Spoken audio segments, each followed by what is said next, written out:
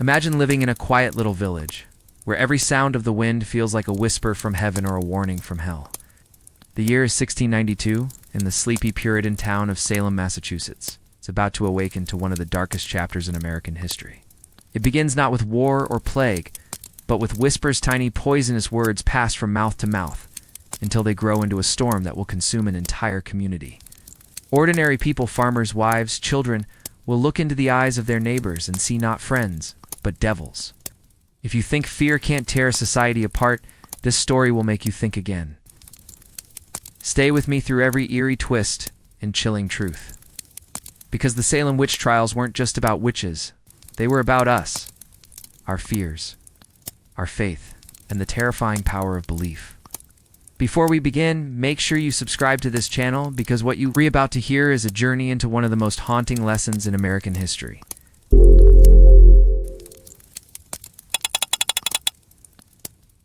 The story starts in January 1692. Snow lies thick on the rooftops of Salem Village. Inside the small parsonage of Reverend Samuel Parris, two young girls, his 9-year-old daughter, Betty, and 11-year-old niece, Abigail Williams, begin acting strangely. They scream uncontrollably, fall into trances, and twist their bodies into impossible shapes. The doctor, baffled by their behavior, can only conclude one thing: witchcraft. At first, the villagers dismiss it as nonsense. But when more girls begin showing the same symptoms, barking like dogs, claiming to see ghosts, and convulsing in the streets, panic starts to spread. The Puritans believed the devil was real, lurking in everyday life, waiting to tempt or possess the weak. Their world was built on fear of sin and punishment, and now that fear had found a shape. Rumors ignite like dry timber. The girls, pressured by adults, name their supposed tormentors, 3 women from the fringes of society. The first is Tituba, an enslaved woman from Barbados who serves in the Parris household. The second, Sarah Good, a destitute beggar who wanders door to door asking for food. And the third, Sarah Osborne, a widow who rarely attends church and lives in quiet isolation.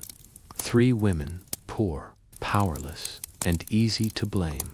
When the trials begin, the entire town gathers. Ministers, magistrates, and farmers crowd into a small wooden meeting house as the accused women are brought forth in chains. Tituba, terrified and desperate to survive, confesses under pressure. But her confession only deepens the hysteria. She speaks of dark figures, shadowy creatures, and a tall man in black who asks her to sign the devil's book. The court gasps. In that moment, Salem's fear becomes faith not in God's mercy, but in the existence of evil everywhere. Within days, new accusations flood in. People point fingers at neighbors over petty feuds, land disputes, and jealousy. She looked at my cow, and it died. He prayed too late in the night. Her shadow moved without her. Logic and reason vanish, replaced by holy terror. The Puritan ministers declare it a spiritual war between heaven and hell. And the children, the ones who started it, all cry out again and again, performing in court, their screams treated as divine proof. By spring, the madness consumes Salem. The jail fills with prisoners. Husbands accuse wives. Friends turn on each other. The line between truth and imagination disappears, and the gallows wait atop Gallows Hill for the first execution. And through it all, one question begins to whisper through the village, like a ghost no one can banish. If the devil could live inside your neighbor, what's stopping him from living inside you? The first execution day dawned bright and deceptively peaceful. July 19th, 1692. A crowd gathered beneath gallows hillmen, women, children, some praying, some trembling, others watching with grim fascination. The condemned stood silently, their hands bound. Among them was Sarah Good, who had been accused of killing livestock and casting curses with nothing but a glance. When the rope was placed around her neck, she turned to the minister and declared, "I am no more a witch than you are, and if you take my life, God will give you blood to drink." Her words sent a chill through the assembly. The platform dropped. Silence, then cheers, as if justice had been served. But deep inside, many felt something they could not name, a creeping doubt. That night, thunder rolled over Salem. Some said it was God's wrath. Others said it was the devil laughing. The executions did not stop the hysteria, they fueled it. Each confession, each hanging, seemed to prove that witches truly walked among them. By August, dozens had been accused, and the jails overflowed. Even the respected and wealthy were not safe. Rebecca Nurse, a 71-year-old woman known for her piety, was charged after a group of girls claimed her specter choked them in their sleep. The town was stunned. If even she could be a witch, then who was innocent? In the courtroom, the evidence was invisible. Spectral visions, unseen forces, dreams.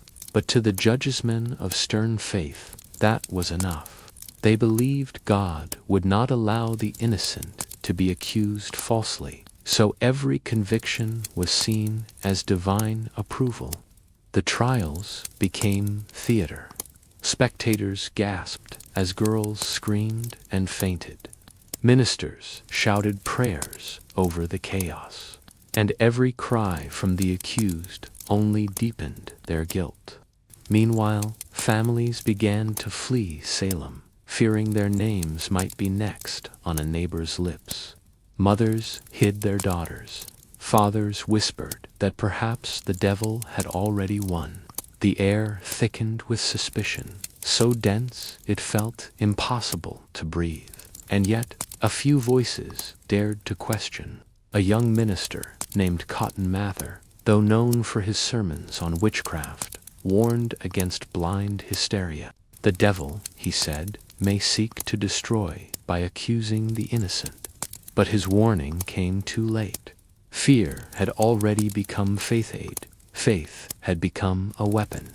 By September 19, people had been hanged, and one man, Giles Corey, had been pressed to death with heavy stones for refusing to plead guilty. His last words, as the rocks crushed his chest, were said to be, "More weight." That phrase, defiant, tragic, echoed across the village. It was not just a curse upon the court. It was a truth upon humanity. When fear rules faith, the weight of that fear crushes us all. And as the leaves began to turn, and the cold crept back into the fields, Salem began to realize that something far darker than witchcraft had taken hold. The devil wasn't hiding in shadows anymore. He was in the mirror. Autumn came early that year. The chill swept through Salem like an omen, curling around chimneys and rattling the windows of every home that dared to whisper doubt. The fields lay half-harvested. Many of the farmers had been imprisoned or executed. Livestock wandered unattended. Babies cried in cold rooms as their mothers sat staring at the walls, afraid even to pray aloud, because what if someone heard the wrong word? The church bell rang constantly that September, not for weddings, not for births, only for funerals. Inside the meeting house, Reverend Samuel Paris preached with a trembling voice. His sermons were no longer about salvation, but about vigilance. "The devil walks among us still," he thundered, eyes wide. "He seeks to divide the faithful. He whispers in the ears of the proud and the doubtful. Stand firm, lest you be his next vessel." But even as he spoke, Many in the congregation could not meet his gaze. They remembered that the hysteria had begun in his own house with his daughter and niece. Some said that perhaps the devil had begun there. Meanwhile, Mary Warren, one of the original accusers, began to show cracks. She had once cried out against witches with the rest of the girls, but now she trembled at night, haunted by guilt. In one quiet moment, she whispered to a friend, "What if we were wrong?" That question alone could have condemned her. Within days, she too was accused of witchcraft. No one was safe. The court, led by Judge Samuel Sewell and Judge William Stoughton, continued to rely on spectral evidence, testimony that the spirit or shape of a person had tormented others, even if the accused was miles away. In modern terms, it was invisible proof, but to the Puritans, the unseen world was as real as the one they could touch. So when a teenage girl screamed that she saw a woman's ghost clawing her, the judges nodded solemnly. Case closed. And yet, a quiet rebellion began to stir.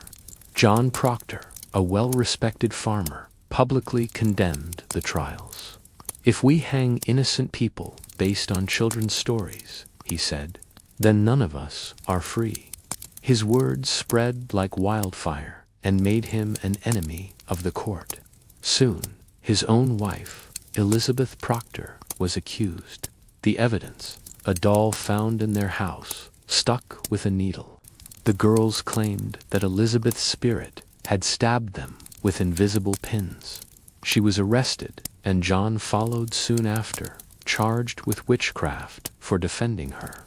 In the jail's darkness, John could hear the cries of others, the moans of those awaiting trial, the prayers of those already condemned. Yet even there, he refused to confess. He knew that admitting guilt would save his life, but doom his soul. Outside, the snow began to fall early that year. It blanketed the gallows, the fields, the frozen river, and beneath that white silence, Salem's conscience began to awaken. The villagers had wanted safety. They had wanted purity. But what they got was a nightmare of their own making. Still, the trials raged on. By December 1692, Salem had become a ghost of itself. Half the town was in jail, the other half paralyzed by fear. The cries of the accused echoed through the night, mingling with the howling wind. The jails were so overcrowded that prisoners were chained to the floors, their breath frosting in the bitter cold. Food was scarce, crops had failed, trade had stopped. Families who once worshipped side by side now crossed the street to avoid each other. The word which was enough to destroy a reputation, a home, a life. And then something unexpected happened. One of the young accusers, Ann Putnam Jr., fell gravely ill. Her fits became violent, and she began to scream the names of people who had already been executed. "They burn me," she cried. "They demand justice." Her parents, once among the most zealous supporters of the trials, began to question, had they been wrong? Reverend Parris continued to defend the court, claiming it was God's work. But whispers spread that he had profited from the accused seizing their land, taking their tithes. The town began to turn against him. At the same time, respected ministers from nearby Boston started speaking out. Increase Mather, a senior Puritan leader, published a pamphlet titled Cases of Conscience concerning evil spirits. In it, he warned, it were better that 10 suspected witches should escape than that one innocent person should be condemned. That single sentence cracked the foundation of the witch hunt. The colony's governor, William Phipps, who had been away at war, returned to find the town in chaos. Even his own wife had been accused. Horrified, he ordered the court of Oyer and Terminer where the trials had been held to be dissolved. But by then, 20 lives had been taken, 19 hanged, 1 crushed to death. Many more had died in prison. As the trials ended, silence fell across Salem, not a peaceful silence, but one heavy with guilt. Families began to reclaim the bodies of their loved ones from shallow graves. Ministers who had once thundered against witches now spoke in trembling voices about forgiveness.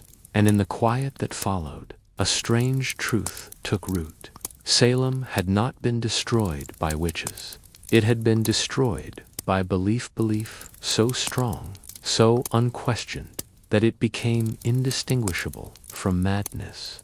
The people had looked for the devil in the dark woods. They had found him in their own hearts. Spring thawed the icy roads of Salem, but the chill of the previous winter lingered deep in the townspeople's bones. The gallows, now silent, stood like a scar against the sky, its rope frayed, yet its shadow long. For the first time in months, no one was being accused. But that didn't mean peace had returned. Guilt was the new plague. It crept quietly from house to house, an invisible sickness that no prayer could cure.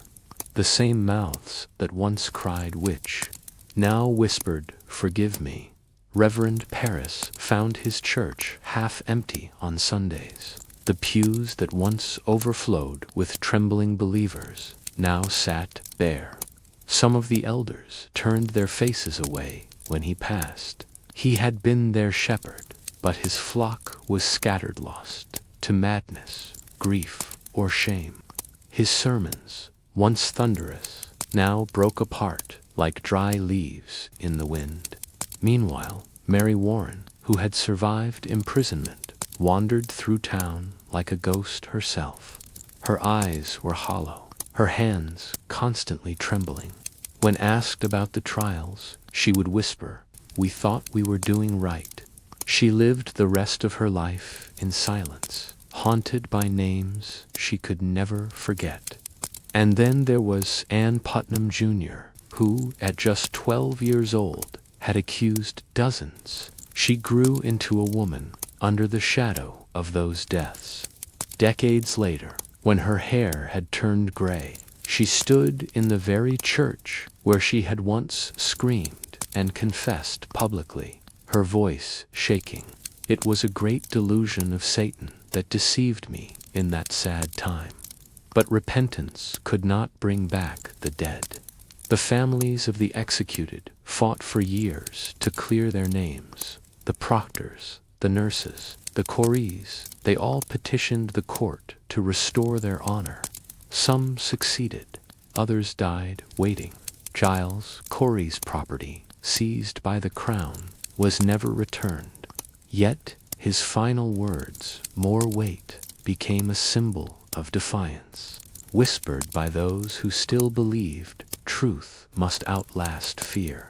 As the years passed, Salem tried to bury its past. The gallows were dismantled, the records sealed.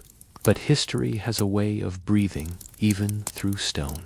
Travelers who passed through the town often claimed they felt a strange stillness at dusk, as if the earth itself remembered.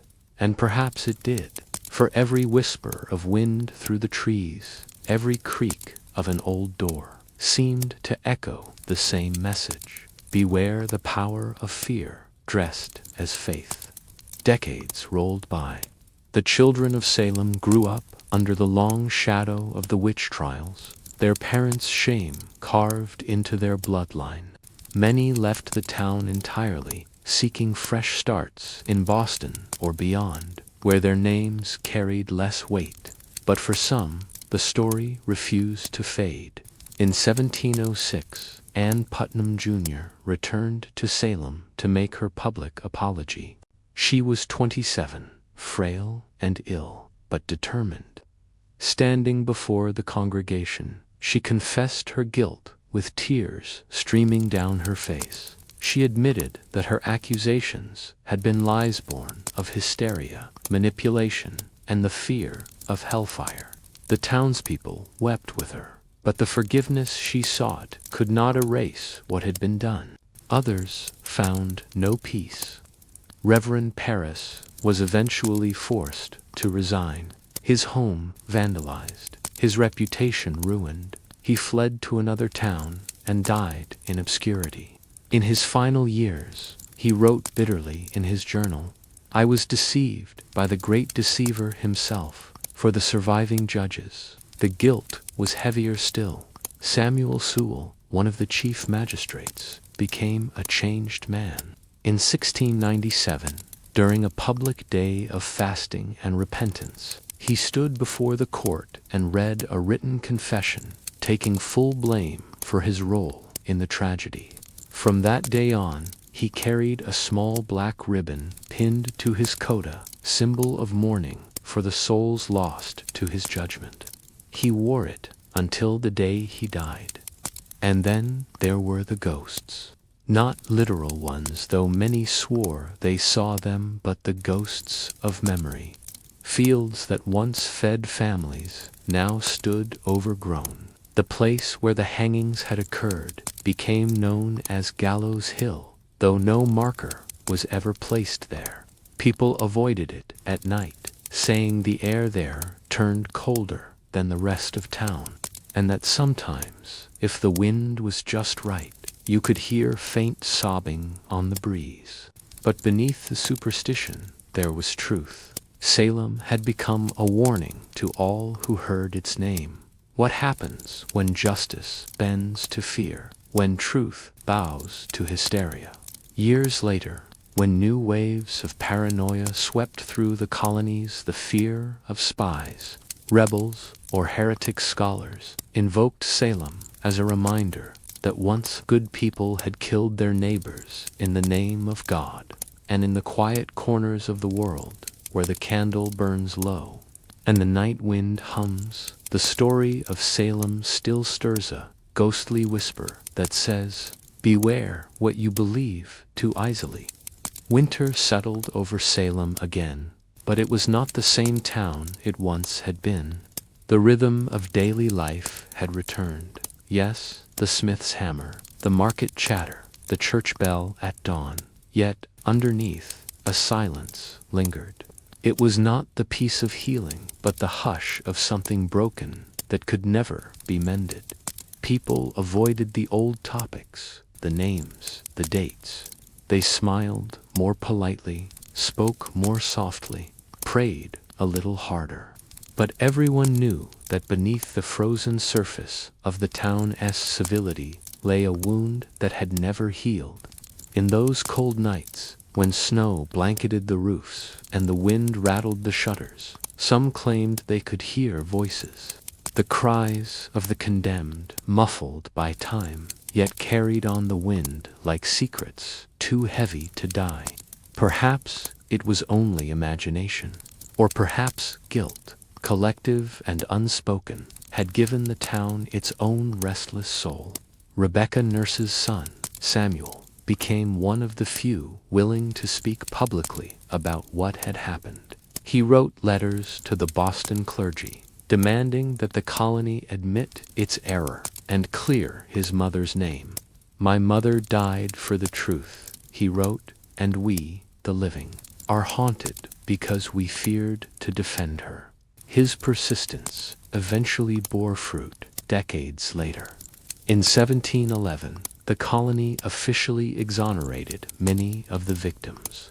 But by then, most who remembered the hangings were already in their graves. And yet, history has its own strange memory.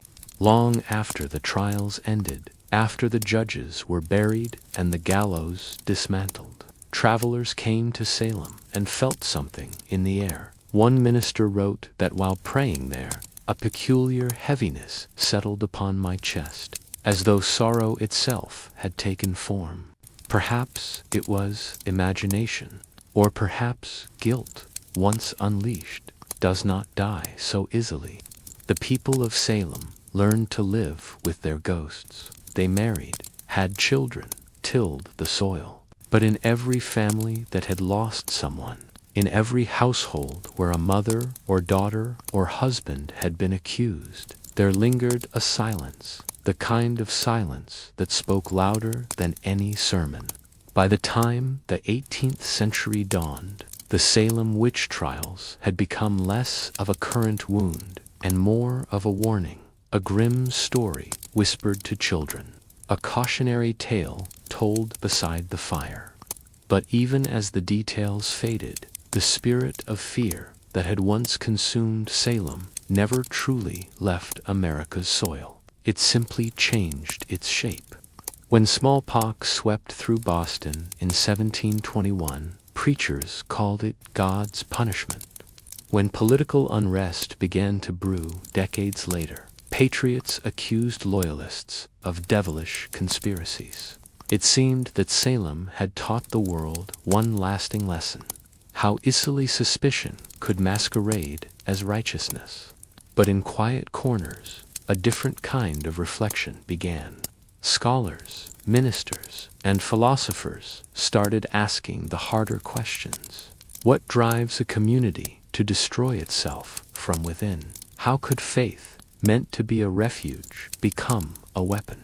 In one surviving letter, Reverend John Hale, who had once supported the trials but later condemned them, wrote, "It was not Satan that deceived us, but our own fears."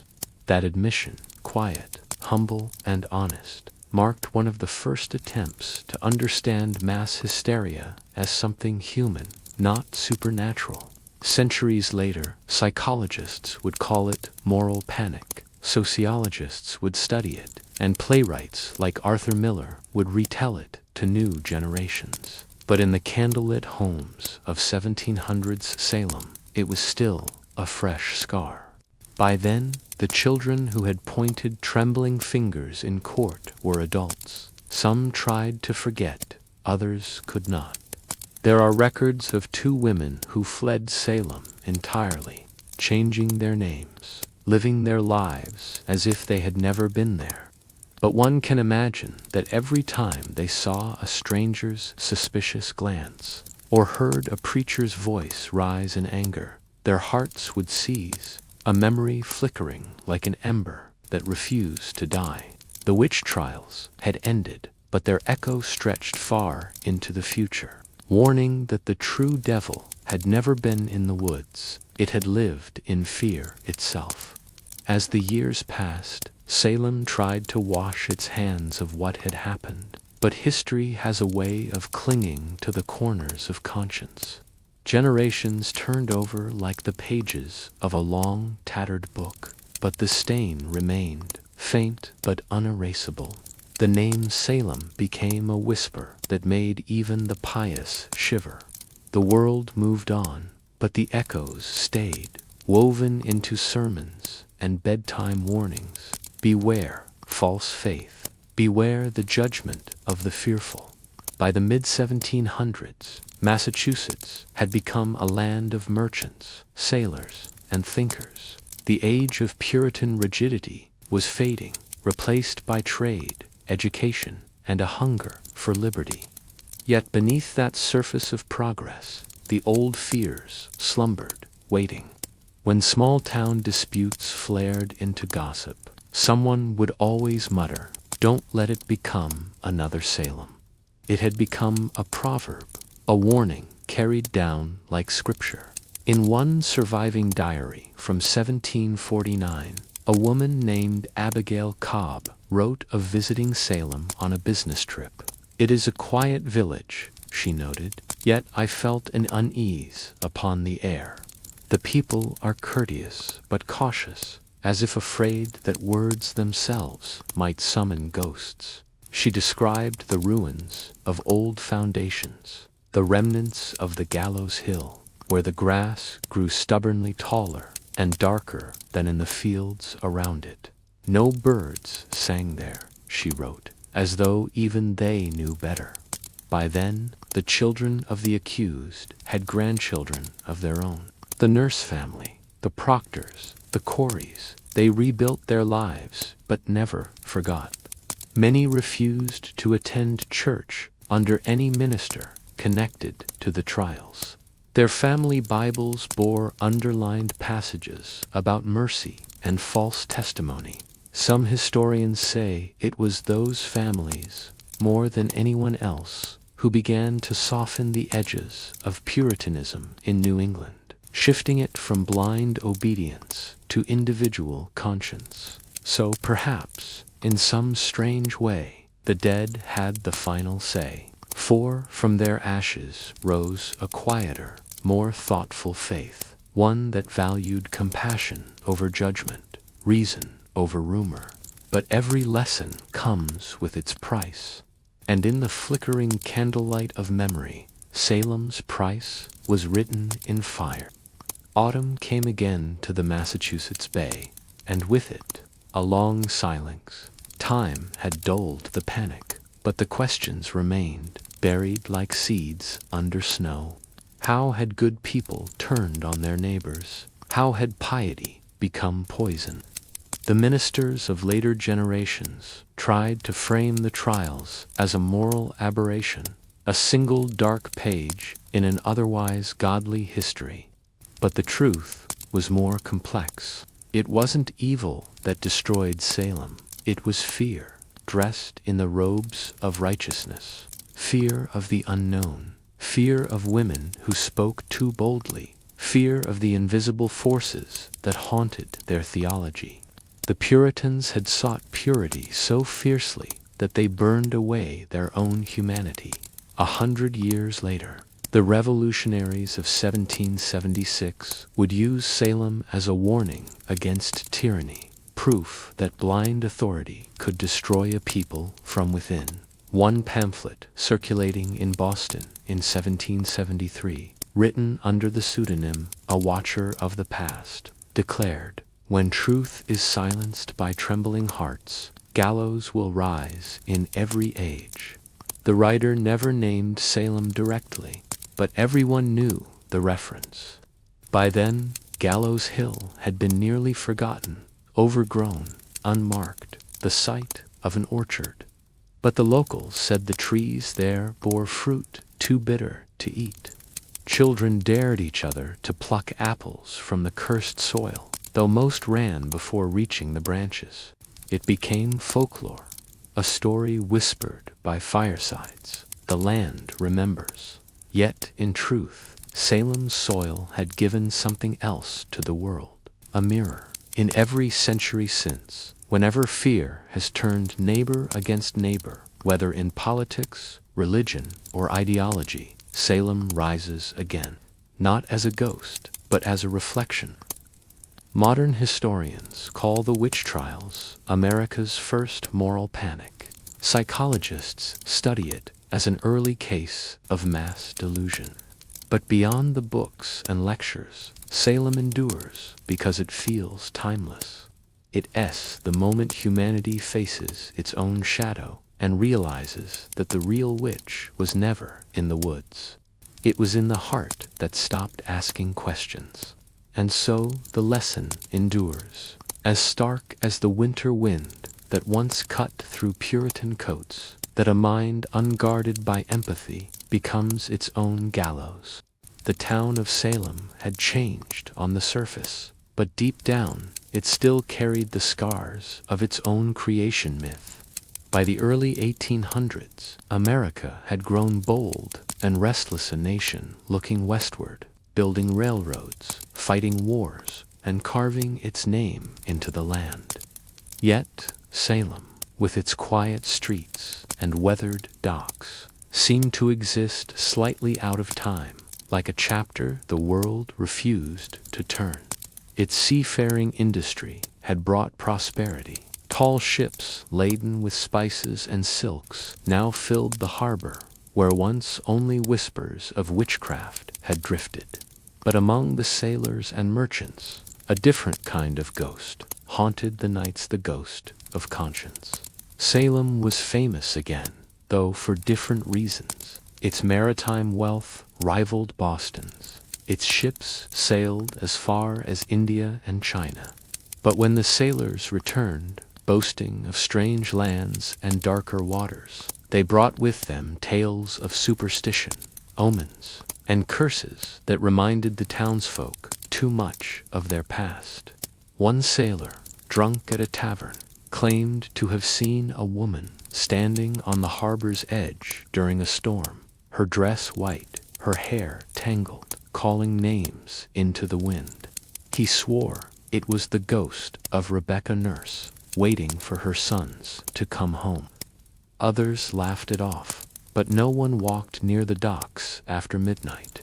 The descendants of the accused still lived there, quieter but prouder than ever. They tended to avoid gossip and church politics. When the name of God was raised, they bowed their heads with reverence, but not fear. Their faith had become a personal, private thing, stripped of hysteria. In many ways, their restraint was a rebellion. They had seen what collective piety could destroy.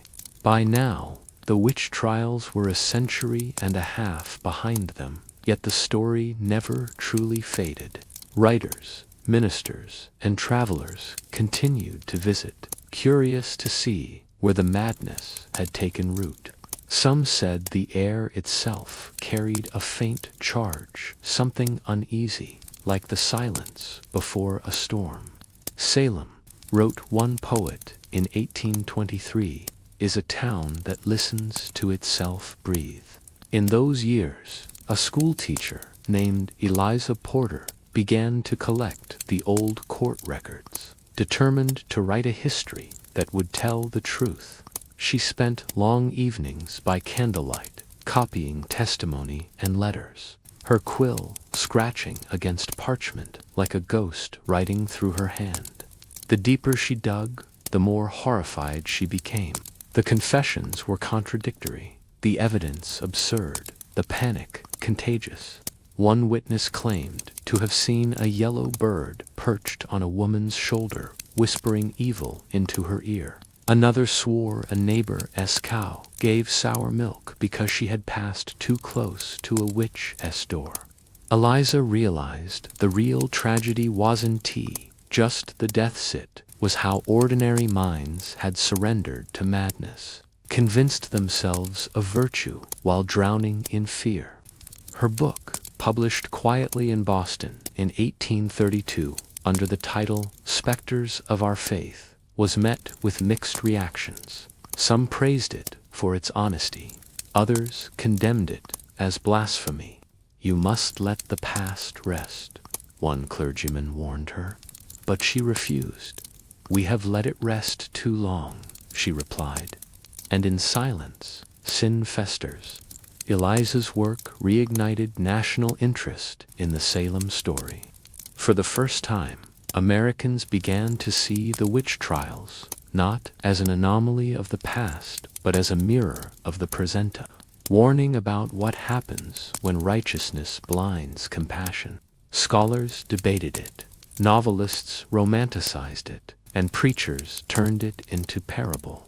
And still, Salem remained. By night, the wind moaned through the crooked chimneys of old houses. Families who had lived there for generations spoke softly of shadows that lingered near their doors, of dreams in which their ancestors called to them from cold fields. Maybe it was imagination, or maybe history never really leaves the places where it was born. Eliza Porter died in 1841, but before she did, she wrote one last entry in her journal. Salem is not cursed, it is simply honest. It remembers what others choose to forget. The next morning, the town awoke to a thin fog rolling in from the sea, the kind that made even daylight seem haunted. The fishermen said it was nothing unusual for November, but those who walked by Gallows Hill that day swore they saw figures in the mist, dozens of them, standing silently in the place where so many had once been condemned. They faded when the sun rose, but the memory, as always, remained. By the time the Civil War shadowed America, Salem had once again transformed. The great ships that once brought silk and tea now carried gunpowder and cannonballs. The harbor no longer whispered secrets from distant lands, it roared with the sound of industry and conflict. Yet beneath the patriotic fervor, the town's identity as a place of judgment and introspection still lingered like an old scar beneath fresh paint. The witch trials, more than 150 years behind them, had faded from sermons, but not from souls. The townsfolk spoke of them rarely, and when they did, their words were cautious, as though uttering a forbidden spell. Still, each generation found its own way to confront that legacy. For Jonathan Hale, a young newspaperman who arrived in Salem in 1863, the story was irresistible.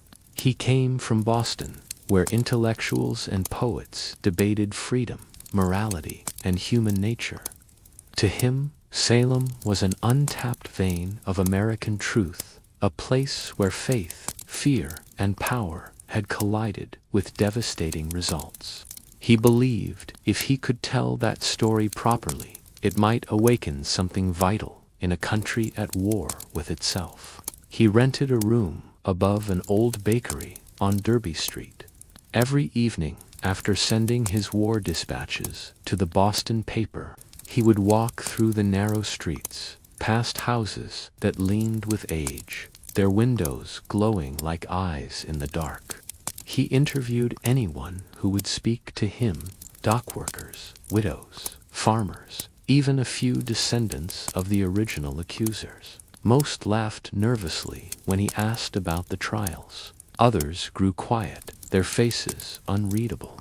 One night, in a dim tavern near the wharf, an old man named Thomas Bishop beckoned him closer. His voice trembled with both drink and memory. "You're looking for the witches, aren't you?" he said. "I'm looking for the truth," Jonathan replied. The old man smiled. "Same thing, ain't it?"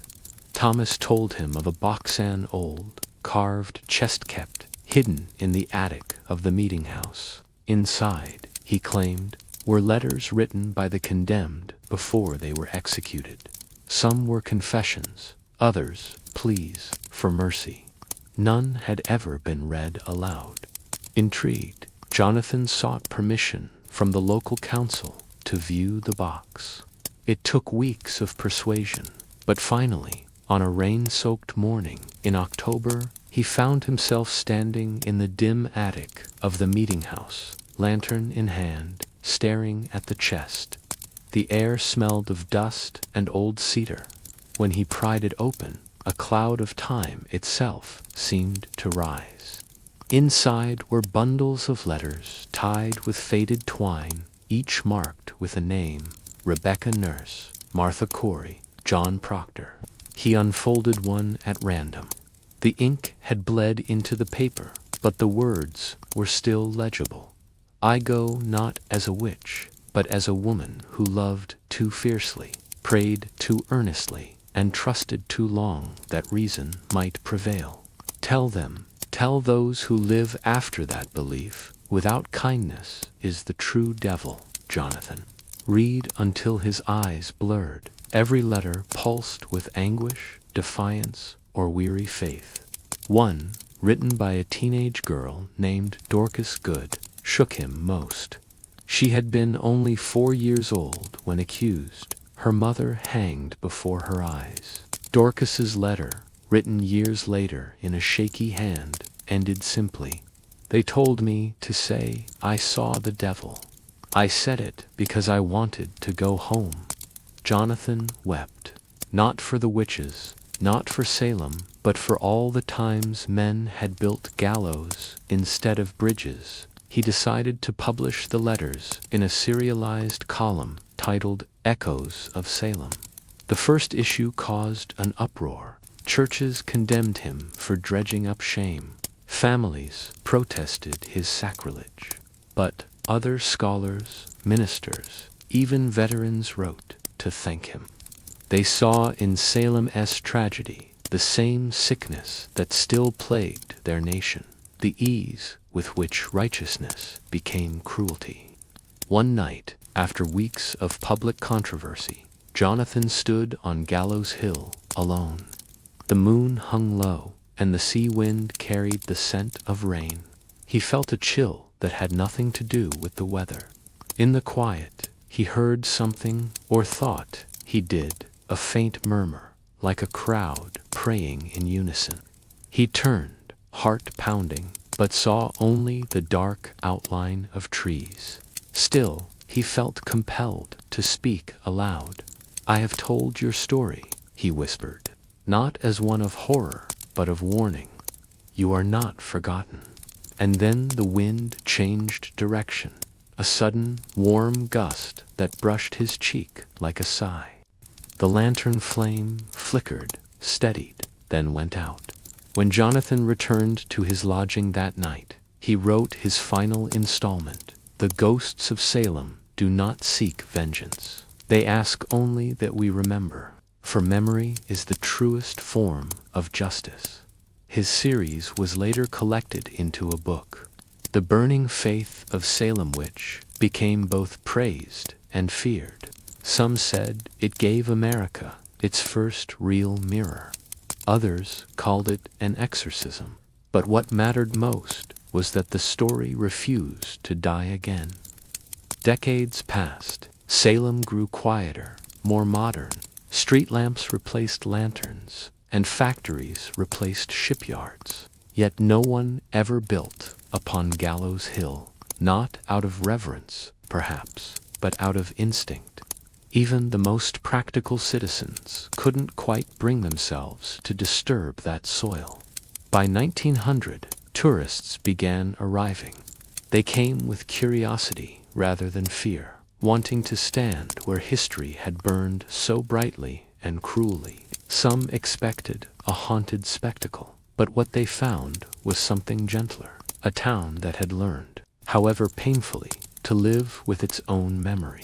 Salem's ghosts had changed shape. They were no longer the specters of accusation and hysteria, but of reflection, reminders that every generation must choose what kind of fire to feed, the one that warms or the one that destroys. And so, as the 20th century dawned, the people of Salem learned a quiet truth their ancestors never could. The real witchcraft was never in spells or spirits. It was in belief itself, the power to shape the world with conviction, for good or for ruin. By the time the Great War trembled across the Atlantic, Salem had long ceased to be a center of fear. It had become a mirror of it. The world, once terrified of witches, was now consumed by new devils, nationalism, greed, and the machinery of death. Yet, within that quiet coastal town, echoes of the old hysteria still drifted through the fog like the smell of brine and pine smoke. In 1917, a young woman named Eleanor Whitcomb arrived in Salem with a suitcase full of books and a broken heart. Her fiancé, a poet named Andrew, had gone to France to fight and never returned. She had grown up hearing whispers of her family's connection to the witch trials. Her ancestor was Abigail Williams, one of the first accusers. Her mother had never spoken of it, but Eleanor felt its weight, a stain on the family's conscience that time refused to wash away. She rented a small cottage overlooking the sea. At night, she would write letters to Andrew that she never sent, letters full of the questions she couldn't ask the living. "Why do men kill in the name of belief?" she wrote once. "Why does every generation choose a new witch to burn?" During her second month in town, she began volunteering at the Salem Historical Society, cataloging old documents. The curator, an elderly man named Mr. Finch, was kind but cautious. He warned her not to wander the archives alone after dark. "It isn't ghosts you'll find down there," he said. "It's memory. And memory can be far more dangerous." Eleanor smiled politely, but ignored his warning. One evening, after everyone had gone home, she remained behind, reading a brittle collection of trial testimonies. The lantern light flickered as the sea wind rattled the shutters. Somewhere, deep in the stacks, she heard a soft, shuffle-like paper brushing against paper. "Hello," she called. Silence. Then, faintly, a whisper, not quite words, more like breath moving through an old doorway. She set the papers down and followed the sound. It led her to a locked cabinet marked "Private," 1693 letters. Something about the date made her pulse quicken. She found a small brass key on a nearby desk, tried it, and the lock turned with a tired sigh. Inside were letters bound with crimson ribbon. One envelope, stained dark as dried blood, bore her own last name, Whitcomb. Her fingers trembled as she opened it. The letter was written in an elegant but uneven hand. "To those who come after, I beg forgiveness. I see now the faces of those I damned. They visit me in dream and in waking, whispering truths I refuse to hear. I thought I served God. I served fear." It was Cinderbeg Gale Williams. Eleanor sat frozen. The words blurred as tears welled in her eyes. For years, she had wondered whether her ancestor felt any remorse. Here it was written proof that guilt had survived the centuries, passed down like an heirloom no one wanted to claim. That night, Eleanor couldn't sleep. The ocean groaned outside her window, and the clock ticked like a heartbeat in the dark. She rose before dawn and walked barefoot to Gallows Hill, where the mist clung low over the grass. The air was thick, electric. She felt something stir, presence, not of malice, but of remembrance. "Abigail," she whispered, "I forgive you." A gull cried overhead, and the fog shifted. For a moment, she thought she saw shapes moving in the haze, women, in plain dresses, hands clasped, heads bowed. But when she blinked, the vision was gone. Still, the sense of release lingered. The next morning, she brought the letter to Mr. Finch. He read it slowly, then nodded. "Perhaps," he said softly, "that's what Salem has been waiting for. Not apology, not justice, but forgiveness." Together, they displayed the letter in a small exhibit titled "The Human Cost of Fear." It became one of the museum's most visited displays. Veterans, widows, and young dreamers stood before it, silent, as though reading their own confessions within the ink. One visitor, a middle-aged man with haunted eyes, left behind a note in the guest book. "My mother was accused of madness when she spoke of visions. They gave her medicine until she forgot how to dream." Reading this, I wonder, have we ever stopped burning witches, or just changed the flames? Eleanor began writing essays for local papers, connecting Salem's past to the modern age. She wrote of women labeled unfit, of immigrants blamed for misfortune, of soldiers told their fear was weakness. Her voice was gentle but unflinching. Each piece ended with the same line: "The witch trials never ended. They only changed names." Her words spread. Universities invited her to speak. Activists quoted her in pamphlets. Salem, once the symbol of hysteria, became a beacon of reflection. The town's history was no longer a wound, it was a lesson. And yet, even as she gained recognition, Eleanor felt something shifting within her. She began dreaming, vivid dreams of fire and prayer, of Abigail standing beneath a noose, her eyes wide not with terror, but understanding. One night, Eleanor reached out in the dream, and Abigail took her hand. "It is done," the ghost said. "The circle is broken." When she awoke, Eleanor felt lighter, as if a century's worth of guilt had lifted from her shoulders. Years later, when she grew old, she would sit by the harbor and watch the children play where ships once docked. She often thought of how history was like the tide forever receding, forever returning. You could not hold it back, but you could learn to float upon it. In her final journal entry, written days before her death, she wrote, "Salem taught me that memory can be both curse and cure. What we fear most is rarely evil, it is simply what we do not understand.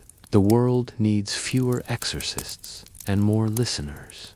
After her passing, townspeople gathered at Gallows Hill to scatter her ashes. The wind was cold, but the sky was clear. As they stood in silence, the church bells rang not mournful, but bright, as if declaring something finished, something forgiven. And for the first time in centuries, Salem felt truly still. Winter returned to Salem with the same quiet ferocity it had always known, gray skies folding over the town like a heavy wool blanket, the air thick with sea salt and memory. But the Salem that Eleanor Whitcomb had helped shape was no longer just a town of ghosts. It was becoming a living museum of reflection, a place where fear had finally begun to turn into understanding. The museum where she once worked had expanded into a cultural center filled with classrooms and community gatherings. The old whispers of bewitchment were now replaced with lectures about psychology, prejudice, and mass hysteria. Decades passed.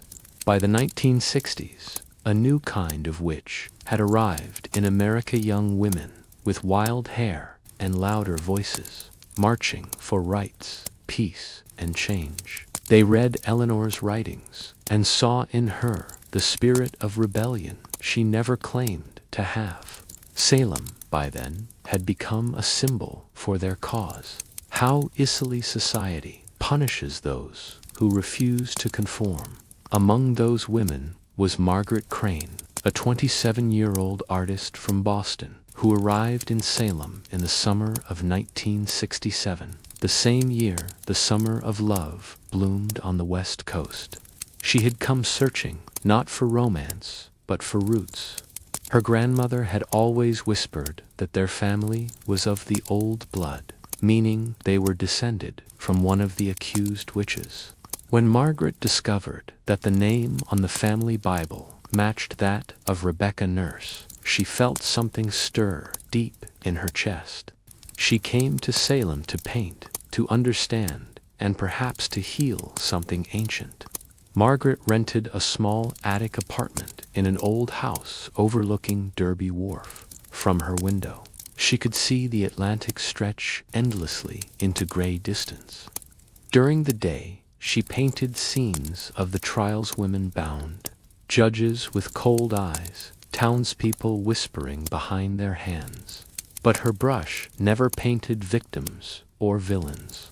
Her witches looked calm, even radiant, their eyes lifted as if seeing beyond judgment itself. She became something of a curiosity in town. Locals would peek into her small studio to glimpse her unfinished canvases. Some found them unsettling, others strangely comforting.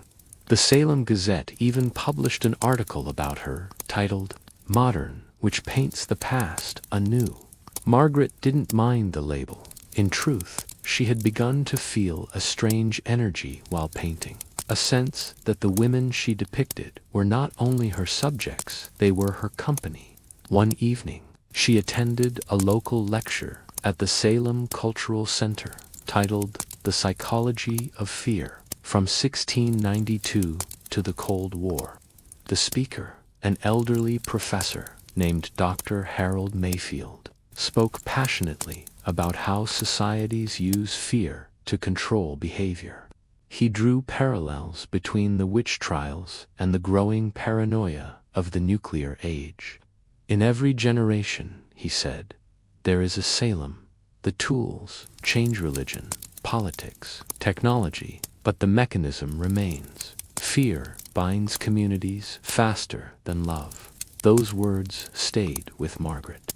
That night, she began a new painting, a vast, storm-filled canvas of women walking through snow, torches in their hands. toward a horizon that glowed faintly gold. She called it the long winter's end. The work consumed her. She painted day and night, driven by something she couldn't name. But the strangest thing began to happen.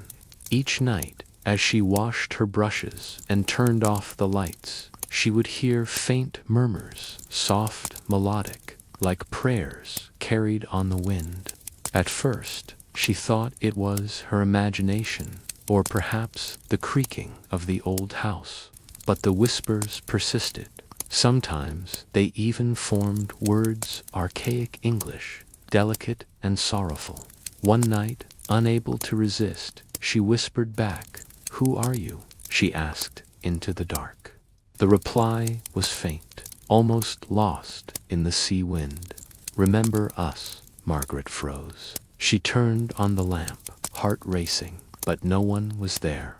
The air, however, smelled faintly of smoke and lavender, the scent of candle wax and herbs. It lingered long after she went to bed. Over the next few weeks, the whispers became familiar, almost comforting. They never frightened her. Instead, they guided her brush, shaping her art into something transcendent.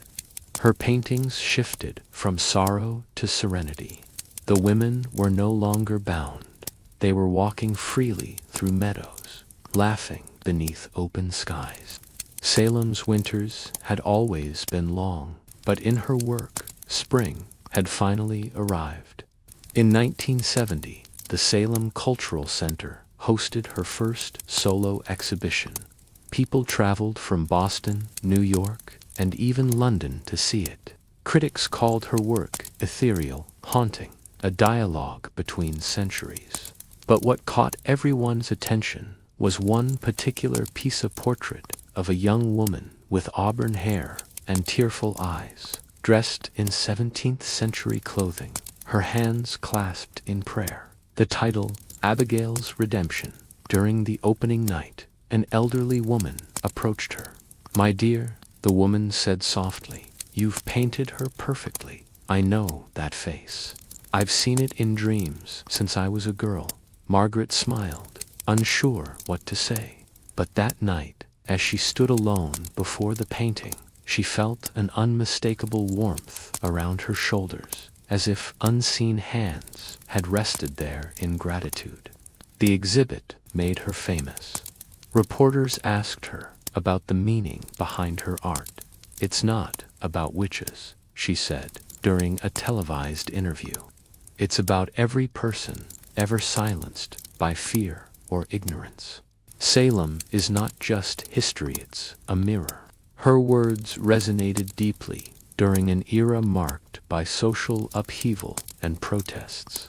Young women who felt unheard saw themselves in her witches. Veterans haunted by war saw the faces of their nightmares in her fire-lit skies. Salem once again became a gathering place, not for trials, but for truth. And yet, even as the outside world celebrated her, Margaret felt a growing melancholy. She often wondered if her success truly belonged to her, or to the voices that had whispered through her. In her final journal, she wrote, "Art is memory, painted in color.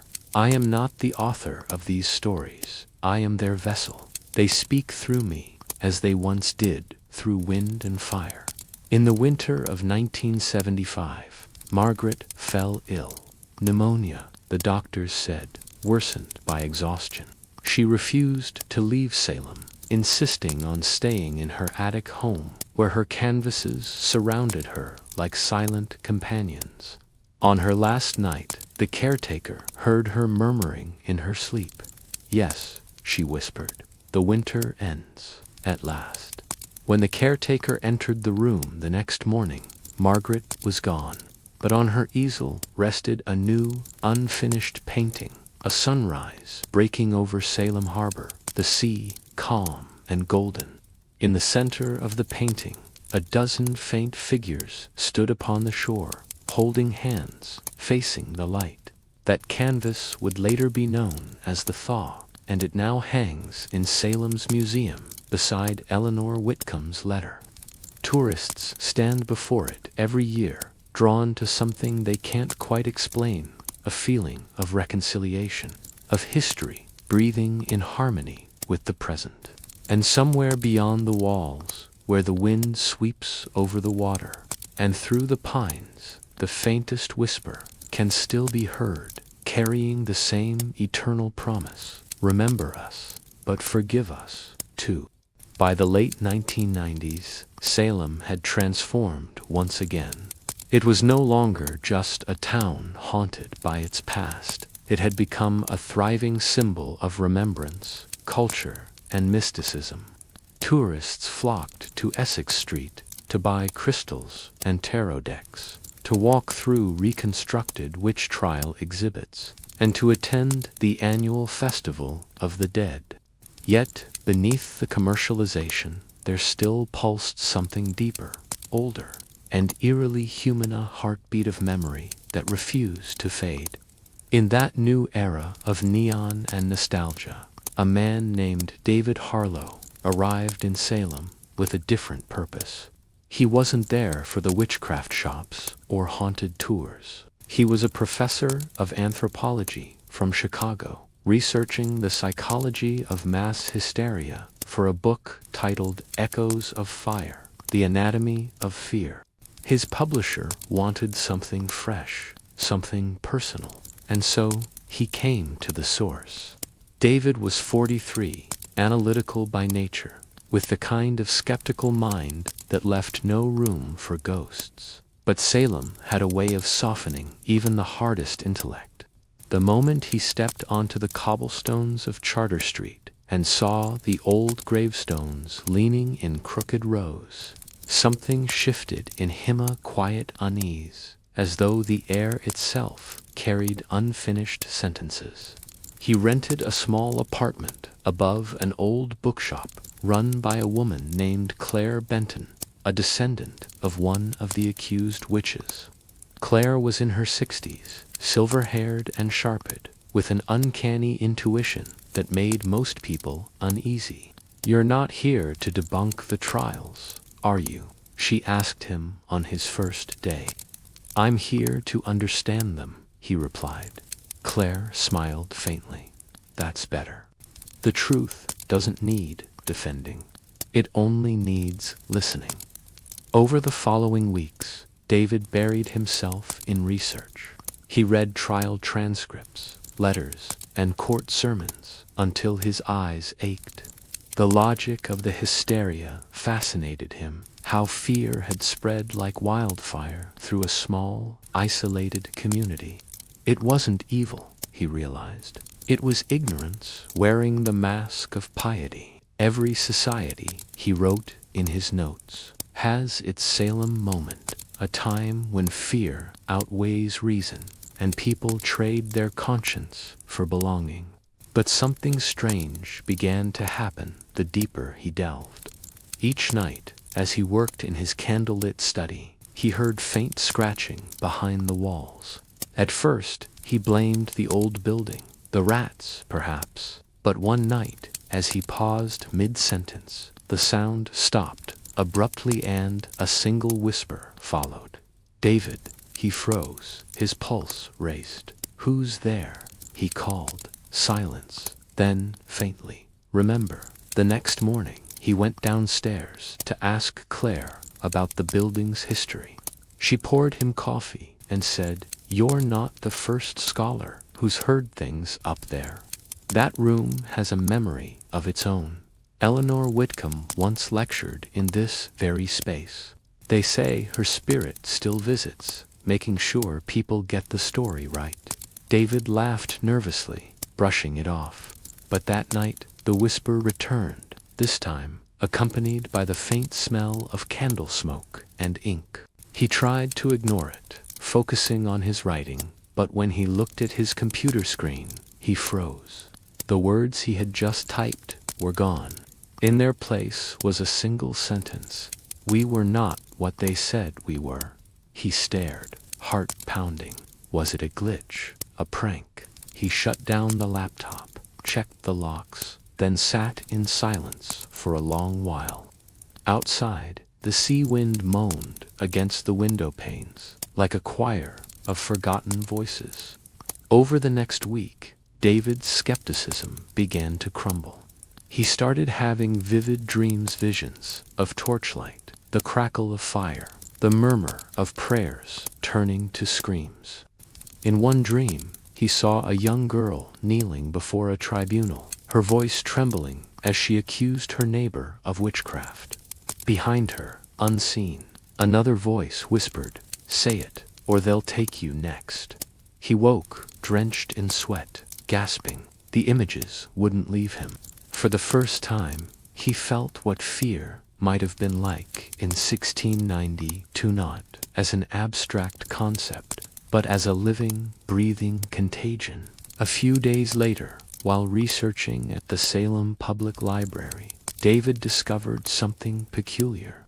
Among the archived papers was a collection of personal letters that had never been catalogued. They appeared to be written by Margaret Crane, the artist from the 1960s, to an unnamed confidant. The letters described dreams similar to his own voices guiding her hand, a sense of ancestral presence in her work. One letter stopped him cold. "They whispered to me, David. I don't know who they are, but they say your name." The date on the letter was March 1975, the very year Margaret Crane died. David leaned back in his chair, his rational mind spinning. There was no way she could have known him. He hadn't even been born yet. Still, the coincidence clawed at him. He photocopied the letter and took it back to his apartment. That night, he placed it on his desk, beside his open notebook. The candle flickered, casting shadows on the wall. He whispered aloud, "What do you want from me?" The air grew still, the flame steadied. Then, softly, like breath against his ear, "Tell it true." He didn't sleep that night. Instead, he wrote furiously, relentlessly. He wrote about the trials, not as a historian, but as if he had lived them. He described the fear of the villagers, the confusion of the accused, the trembling of the judges who thought themselves righteous. He wrote about the way rumor becomes truth when enough people believe it, and how the real witchcraft wasn't in spells or curses, but in fear itself. When dawn broke, he had written nearly 30 pages. The last line of his manuscript read, "The witch trials never ended. They evolved into politics, media, and the quiet condemnations we pass each day." Months later, his book was published. Echoes of Fire became an unexpected bestseller, praised for its depth and empathy. Reviewers said it read like a seance, disguised as sociology. David never publicly mentioned the whispers, or the letter, or the candlelight that flickered on its own. But in every interview, he made sure to repeat the same line: "History isn't over. It's only waiting for us to listen." After his book tour, he returned to Salem one last time. He placed flowers at the memorial on Liberty Street, where the names of the executed were etched into stone. As the wind tugged at his coat, he closed his eyes and said quietly, "I told it true." Somewhere behind him, a church bell rang, once soft, deliberate, almost like an answer. He never heard the whispers again. But when the shopkeeper Claire later opened his old room to rent it out, she found a single page left on the desk. Written in neat script were 5 words: "Fear ends when truth speaks." And below that, faintly, as if written by another hand entirely, "Thank you, David."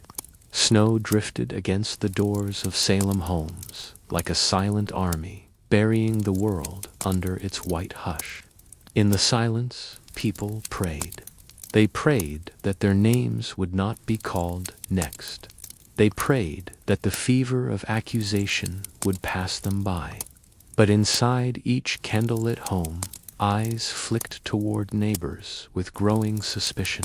Fear was a disease that traveled faster than any rumor. It seeped into bread, into milk, into the walls themselves. Martha Corey was one of the last people anyone expected to be accused. She was a devoted woman, known for her Bible readings and quiet wisdom. When she publicly questioned the legitimacy of the trials, saying, "Surely the devil does not need the help of children to do his work," her words were whispered through the town like a forbidden wind. To speak against the trials was to speak for the devil. The logic was as sharp and circular as a noose. At the next meeting, one of the afflicted girls fell into dramatic fits at the sight of Martha, claiming her specter was clawing her from across the room. The court gasped. Men who had known Martha for decades turned their eyes away. Fear made cowards of them all. Her husband, Giles Corey, an old, stubborn farmer, refused to believe the madness. "My Martha is no witch," he declared.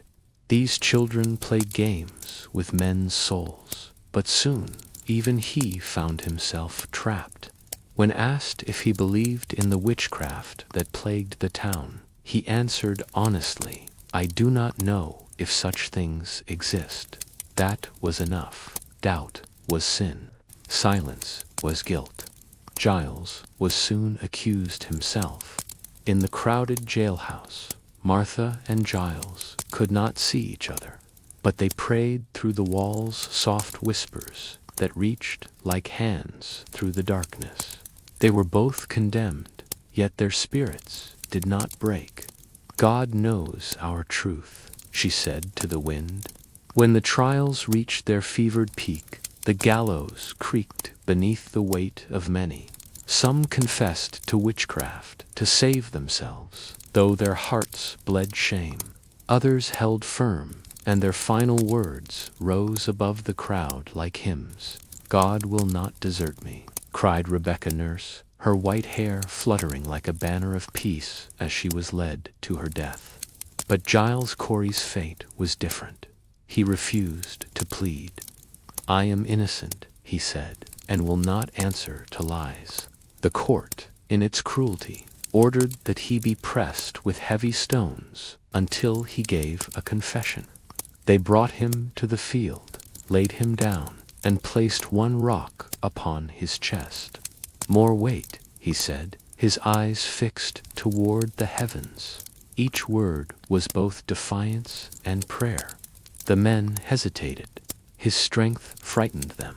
He endured 2 days of crushing agony, yet he did not cry for mercy. His final breath came with the same words, "More weight." The silence that followed his death was heavier than stone.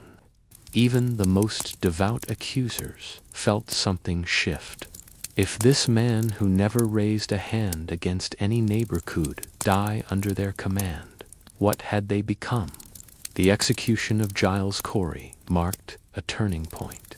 Whispers of doubt began to crawl through the town like thawing rivers under ice. Ministers who had once shouted about the devil began to preach of forgiveness. Neighbors who had accused each other began to avert their eyes in shame. Reverend Samuel Parris, one of the loudest voices of condemnation, found his own sermons greeted with silence. The pews emptied. People no longer believed his visions of Satan hiding in every shadow. His daughter's fits became fewer. Some said she had grown tired of pretending. Others whispered that the devil had finally found someone else to torment her father's conscience. By winter's end, the gallows were quiet. The snow returned, as if to bury what had been done beneath its cold mercy. Years later, Salem changed its name to Danvers, as if that could cleanse its memory. But no matter what name it bore, the ghosts remained. Families carried the guilt for generations. The descendants of those accused and those who accused shared the same soil, the same silence. In the attic of the old meeting house, a single wooden beam remained blackened where the rope had swung. Children were told not to look at it, but they always did, and in that dark mark, they saw something of themselves, a reminder of how easily belief can turn to blindness. Centuries later, when historians uncovered the faded letters and confessions, they found not evidence of witchcraft, but of ordinary people trapped by their own faith, their own need for order in a chaotic world. It's strange, isn't it, how easily we imagine the devil's hand when we are too afraid to face our own. And so, when the wind passes through the old trees of Salem, some say it still carries their voices, the ones who stood tall against the madness, and the ones who bowed to it. The whispers are indistinguishable, blending fear and faith together, reminding anyone who listens that the line between good and evil is thinner than a thread. That winter ended, but the lesson never did. Because what Salem truly burned wasn't witches, it was its own humanity. The gallows have long since fallen, the bodies turned to dust, but in the quiet New England air, history still hums, not to scare, but to remind, that fear, when baptized in faith, can make neighbors into enemies, silence into sin.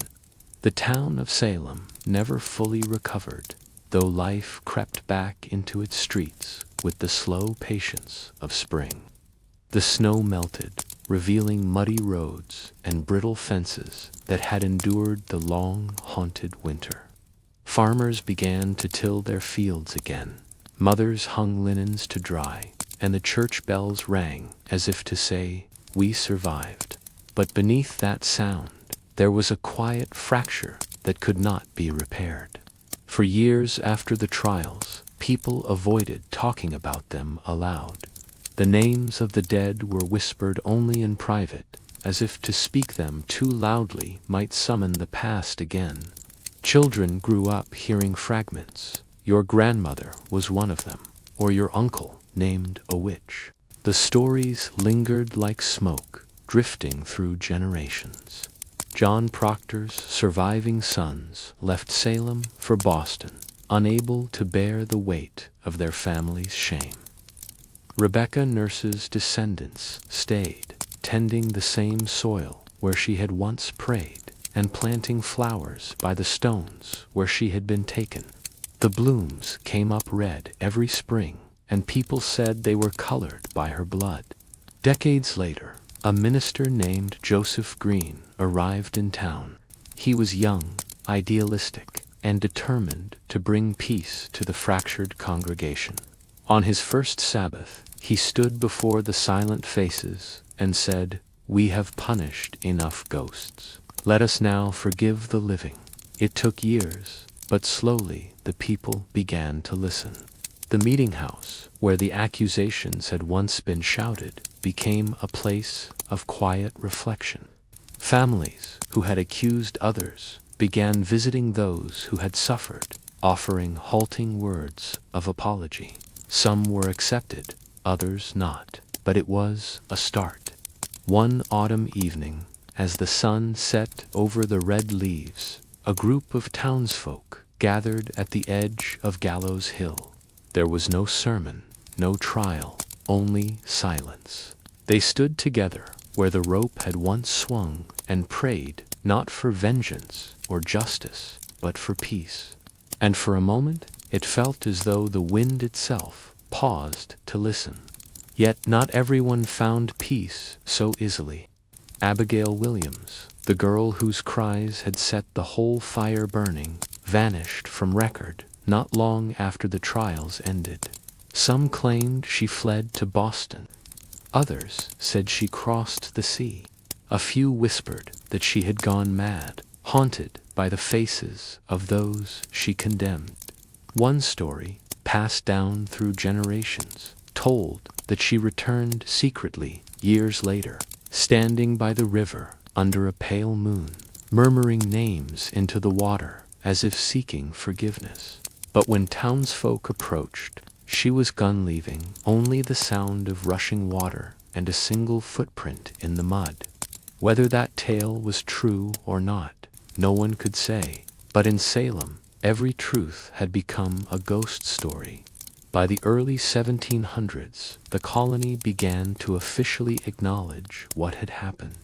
Some families received small sums of money as reparation coins meant to compensate for the hanging of their loved ones. Many refused to take them. "No silver can buy back a mother," one woman said. Still, there were those who wanted the record set straight. The courts reversed the convictions of the dead, one by one. Clerks scratched through names in their ledgers, replacing guilty with innocent. But history had already carved its own judgment. Years turned into decades, and Salem became just another town in Massachusetts. Its people grew wheat and built homes. Children learned to read, and ships passed along the coast. But every so often, when the wind came from the north, it carried with it a chill that reminded them of what had been. One winter night, Reverend Green sat alone in the empty church, writing a sermon by candlelight. His hand trembled as he wrote, "Fear may be the devil's first disguise. When we forget our mercy, we become his faithful." He folded the page and placed it inside the Bible on the pulpit, where it stayed long after he was gone. 100 years later, a new generation rediscovered that note, now yellowed with age. The ink had faded, but the words still struck something deep. By then, America was a new nation, free, brave, and still wrestling with its own demons. Writers, scholars, and poets came to Salem, searching for meaning in its tragedy. They stood where the trials had unfolded and felt that strange, haunting mix of guilt and fascination. They wrote of hysteria, of faith gone blind, of power and punishment. And as centuries rolled on, the story of Salem became more than local history. It became a mirror for all of humanity, warning carved into time. Today, tourists walk its cobblestone streets with cameras and curiosity. Shops sell candles shaped like witches' hats. Museums display iron shackles under glass. But if you step away from the crowds, beyond the noise and neon, you can still find the hill where the grass grows thick and uneven. Stand there long enough, and you might hear it, the soft rustle of leaves, the echo of old prayers, the faint whisper of rope against wood. It's not superstition, it's memory. The town of Salem doesn't speak its history with fear anymore, but with reverence. For every ghost that lingers is also a teacher. Every name carved in those old records is a reminder of what happens when humanity lets fear guide its faith.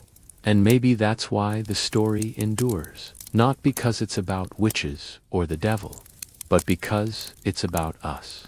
The same hearts that once trembled with suspicion still beat inside every human being today. We still seek enemies in the unknown. We still build fires when we're afraid of the dark. But perhaps, somewhere deep inside the lessons of Salem, there's hope that if we remember what fear once cost, we might never pay that price again. By the dawn of the 19th century, Salem had become a town of contrasts, half buried in its past, half reaching toward a modern age. Ships from its harbor carried spices, silks, and tea from the East Indies. Merchants grew rich. Mansions rose along Chestnut Street, their tall windows glinting with pride. But behind the prosperity, the shadow of the trials still lingered, not in law or religion anymore, but in the imagination. Every child in Salem grew up hearing whispers about the ghosts on Gallows Hill. And every candle that flickered to suddenly seemed to stir the memory of the fire that once consumed them all. In 1830, a young writer named Nathaniel Hawthorne, born in Salem, began to wander those streets at night. He was a quiet man, but he felt the pulse of the town in every step, a guilt that wasn't his own, yet one he could not escape. His great-great-grandfather had been a judge during the witch trials, and the shame of that inheritance burned quietly in his veins. In his journals, he wrote, "The past lies upon this town like a curse. I can feel it in the cobblestones." That curse became his muse. Years later, Hawthorne would write The Scarlet Letter, a story about sin, guilt, and judgment. He never mentioned Salem directly, but the echoes were unmistakable. The same moral weight, the same trembling under the gaze of the righteous. Through his writing, he began to transform the story of Salem from a local wound into a universal warning. But not everyone was ready to let the past turn into literature. Some residents hated the way outsiders spoke of Salem, as though it were a symbol instead of a home. "We are not the sins of our ancestors," one old man was heard to say. Yet he still left food by his doorstep every Halloween, just in case the dead come wandering. As the century turned, America itself began to change. Science challenged superstition, reason pushed against blind belief, and the nation's gaze shifted from heaven to the human heart. Still, the Salem story refused to fade. It was retold in classrooms, debated in churches, whispered in bedtime tales. It became both myth and mirror, reflecting every new generation's fear in its ancient glass. During the Civil War, soldiers from Massachusetts carried memories of Salem's witch trials with them, using the phrase witch hunt to describe false accusations in camp life. The words echoed through history long after the cannons fell silent. And when the world changed again, when new fears took root in the 20th century, Salem's ghosts found fresh breath. In the 1950s, during America's Red Scare, when neighbor turned on neighbor in fear of communism, one senator's relentless pursuit of traitors made a playwright named Arthur Miller remember Salem. He wrote The Crucible, a story of hysteria, accusation, and moral collapse.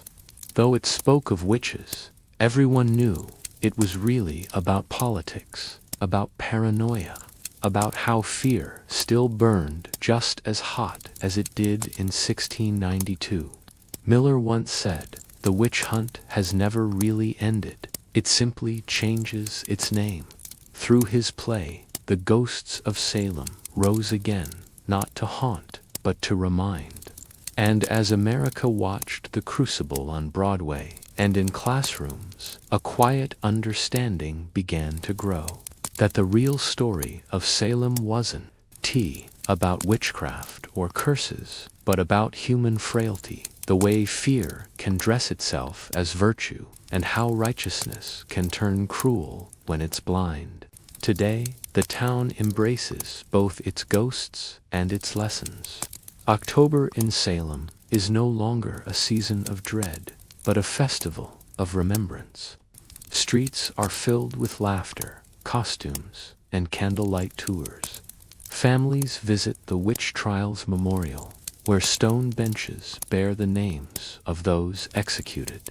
Flowers, letters, and notes lie scattered across the granite, messages from strangers who whisper apologies centuries too late. Each year, when the leaves turn red and the wind carries the smell of the sea, thousands come to stand where justice once faltered. They walk quietly through the old graveyard, tracing the weathered names on the stones. Some cry, some pray, some simply listen. A historian at the museum once said, "Salem is not cursed, it's conscious," and that might be the truest thing ever said about it. Because the lesson of Salem isn't locked in 1692, It's S in every moment when society faces the unknown and must choose between compassion and control, between curiosity and fear. In the end, the people of Salem left us a message, though they didn't mean to. It's carved into time by their pain. We destroy ourselves when we mistake our fear for faith. Stand in the town square on a quiet evening when the tourists are gone and the lights dim. The wind will carry a sound through the trees, not a scream, but a sigh, as if the land itself has learned to breathe again after centuries of holding its breath. And if you listen closely, you might hear something softer still, the echo of forgiveness. By the late 20th century, Salem had become something both strange and beautiful, a place where tragedy and tourism met at a crossroads of memory. What had once been the heart of a witch panic was now the Witch City, proudly emblazoned on signs, t-shirts, and even the police badges. To some, it seemed ironic, even irreverent, but to others, it was healing. By reclaiming the word which the town had taken control of its own story. Yet beneath the colorful parades and haunted houses, the real Salem still breathed quietly, like a pulse under the surface. In the autumn evenings, when the crowds left and the fog crept back in from the Atlantic, you could still sense it, a kind of solemn reverence for what had happened here.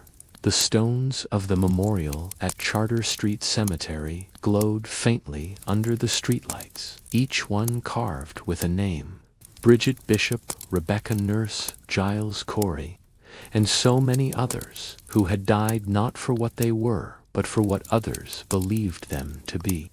That was always the heart of the story, belief. In 1692, it had been belief that built the gallows, belief that turned prayers into weapons. And now, belief was what kept their memory alive. Every October, during the candlelight vigils, hundreds gathered near the memorial wall to read aloud the final words of the accused. "I am innocent," they said, again and again, as if the earth itself were still listening. In a quiet corner near Gallows Hill Park, a local historian named Sarah Winthrop gave walking tours for those who wanted more than ghost stories. She spoke softly, like a teacher in a sacred place. "People come here for scares," she said once, "but what they find, if they really listen, is sorrow and redemption." Sarah's tours didn't focus on the witches or the hauntings. Instead, she talked about fear, justice, and the fragile thread that connects them. Every generation, she told her visitors, creates its own Salem. Sometimes it's political, sometimes it's social. The names change, but the mechanism stays the same: suspicion, conformity, and silence. Her words carried weight, because if you looked closely at modern America, you could see the same currents running beneath its surface: online mobs, public shaming, conspiracy theories spreading faster than truth. Salem wasn't just a story from the past. It was a living metaphor for the dangers of moral panic. One night after her tour, Sarah stood alone at the memorial wall. A soft mist rolled in, and the stones seemed to shimmer. She placed a single white candle beside the name Martha Corey and whispered, "We're still learning, aren't we?" The flame flickered, caught in the wind, then steadied again, a small, steady defiance against the dark. In a strange way, Salem had become a mirror of the American soul, equal parts curiosity, guilt, and wonder. Its people had learned to coexist with the ghosts, to honor them without letting the past rule the present. Cafes sat beside old burial grounds. Teenagers in black cloaks took selfies on cobblestones that once ran red. Tourists bought charms and trinkets from stores called Which Way and Hex. The town had embraced its contradictions, tragedy and theater, myth and truth, sacred and absurd, and in doing so, it had found peace. Still, every so often, something happened that made the air turn cold again. A historian would uncover a forgotten letter, or a visitor would swear they'd seen a figure walking near the old hanging tree. Once, a group of college students staying in an Airbnb claimed they heard whispering in their sleep, voices repeating names they didn't recognize. Whether it was imagination or something else, they couldn't say. What mattered more was what the town had become, a reminder that even the darkest chapters can be rewritten with understanding. Salem wasn't just about witches anymore. It was about the power of memory, about how fear can destroy and knowledge can heal. And perhaps that's why people kept coming. Not to chase ghosts, but to feel connected, to touch a place where the invisible weight of history still pressed against the living world. In the late evening hours, when the shops closed and the streets emptied, the town fell silent. The moon would rise over the harbor, silver and round, casting a cold light over the water. From the wharf, you could see the old houses outlined in shadow, the same rooftops that had stood for centuries, watching time drift by like a ship at anchor. Sometimes, if you stood long enough, you could almost hear the faint echo of footsteps on the cobblestones. Not hurried, not fearful, just steady, as if someone were walking home at last. And maybe, in some way, they were. Because Salem, for all its haunted past, had finally found a strange kind of grace. It was no longer a wound, but a warning, a place where fear once ruled, and where truth, after centuries of silence, finally spoke. The story of the Salem Witch Trials will always be a part of America's conscience, a whisper reminding us that when fear and faith collide without reason, even the best of us can lose our way. But it's also a reminder that healing begins when we face the darkness, not with torches, but with light. And if you ever find yourself in Salem on a still October night, listen closely. The wind that moves through the old elms carries more than history. It carries a message. Remember, but don't repeat. For the people who died here never truly vanished. They became part of the story America tells itself, a story of guilt, courage, and the long, quiet journey toward wisdom.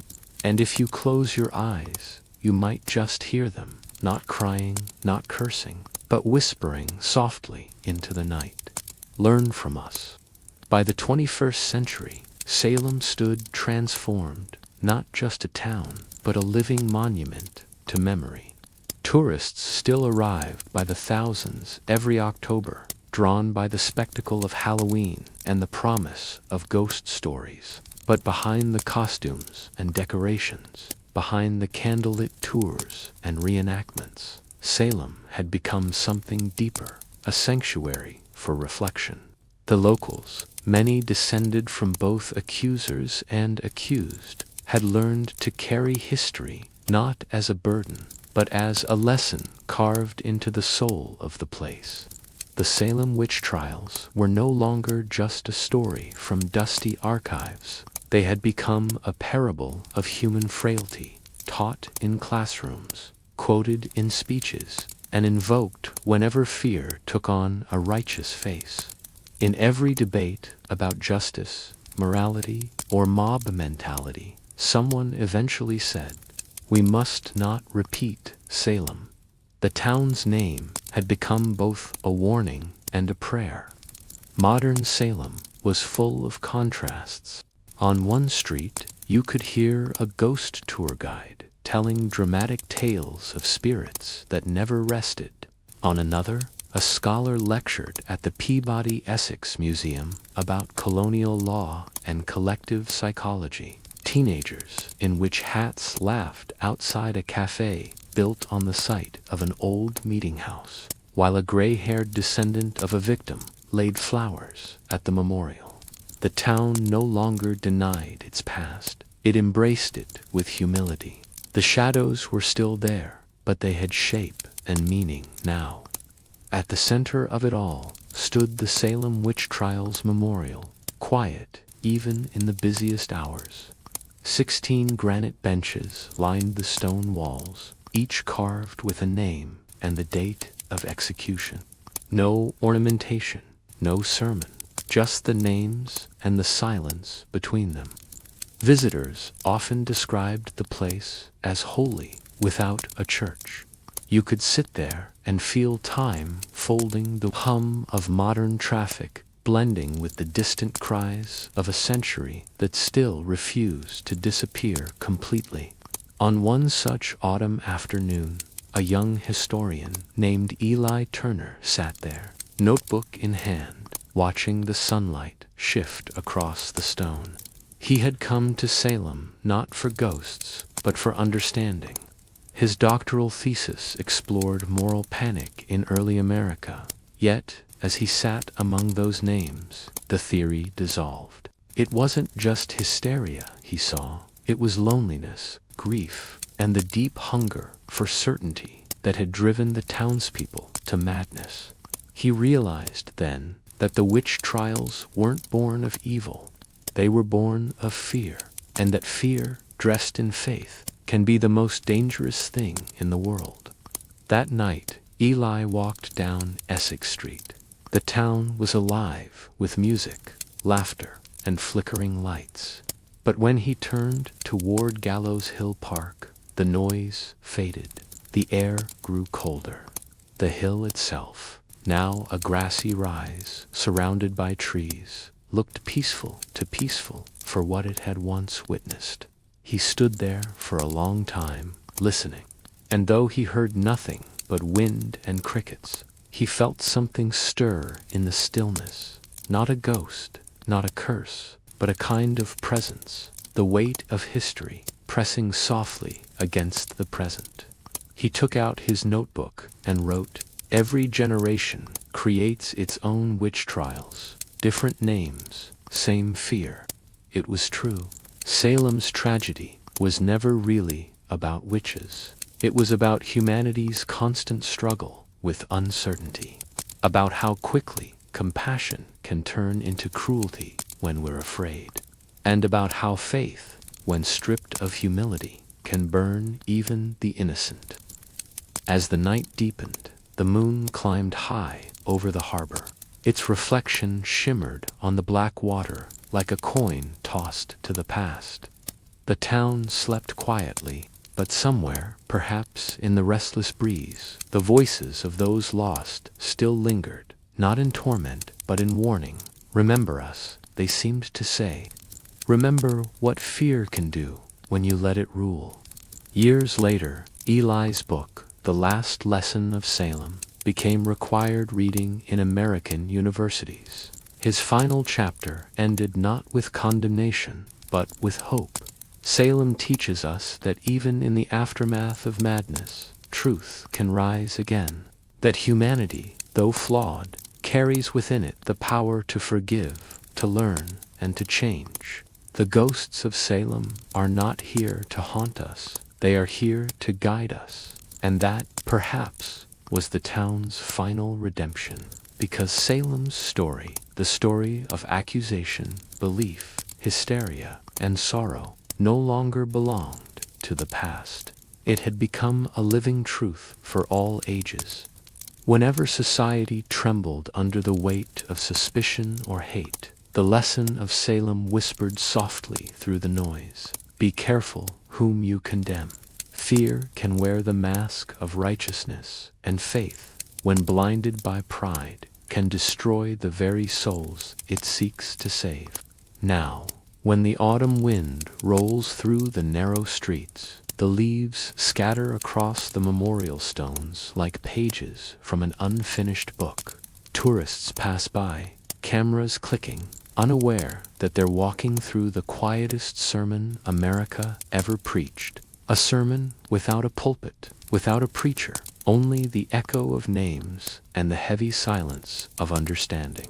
If you ever visit Salem and stand in that silence, close your eyes, let the wind brush your face, and you might feel the heartbeat of something eternal, the endless struggle between darkness and light, fear and reason, memory and forgiveness, and perhaps, as the night deepens, you'll hear it to the faint, almost tender voice of history itself, whispering through the trees.